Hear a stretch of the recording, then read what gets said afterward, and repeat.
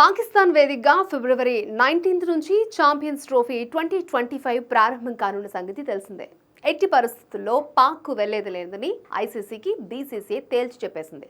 అదే టైంలో టీమిండియా తమ దేశంలో పర్యటించాల్సిందేనని మొదట్లో పట్టుబట్టింది పాక్. అయితే ఆ తర్వాత ఐసీసీ బుజ్జిగింపులతో మెట్టు దిగింది. హైబ్రిడ్ మోడ్కు అంగీకరించింది. దీంతో భారత్ ఆడే మ్యాచ్లు దుబాయ్ వేదికగా జరగనున్నాయి. దీంతో వివాదం ముగిసిందని ఈ టోర్నీకి ఎలాంటి ఆటంకాలు ఉండవని అందరూ భావించారు. అయితే ఇప్పుడు మరొక వివాదం చోటు చేసుకున్నట్లు వార్తలు వస్తున్నాయి. టీమిండియా ప్లేయర్ల జెర్సీల మీద ఆతిథ్య దేశం పేరు ఉండడంపై భారత్ అభ్యంతరం వ్యక్తం చేసింది. పాక్ పేరును అంగీకరించమని ఐసీసీకి బీసీసీఐ చెప్పింది. ఈ నేపథ్యంలో బీసీసీఐపై ఐసీసీ మండిపడినట్లు ఆంగ్ల మీడియాలో వార్తలు వచ్చాయి. ఐసీసీ రూల్స్ ప్రకారం మెగా టోర్నీలో పాల్గొనే ఆటగాళ్ల జెర్సీపై ఆ టోర్నీ పేరుతో పాటు ఆతిథ్య దేశం పేరు ఖచ్చితంగా ఉంటుంది.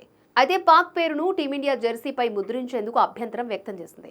భారత్ ఆడే మ్యాచ్లు దుబాయ్ వేదికగానే జరుగుతాయి కనుక ఆతిథ్య దేశం పేరు అవసరం లేదని బీసీసీఐ అన్నట్లుగా తెలుస్తోంది. అయితే దీనిపై ఐసీసీ ఆగ్రహం వ్యక్తం చేసింది. ఆటగాళ్ల జెర్సీపై టోర్నమెంట్ లోగో ముద్ర వేయడం ప్రతి జట్టు యొక్క బాధ్యత. ప్రతి జట్టు ఈ నిబంధనలను పాటించాలి.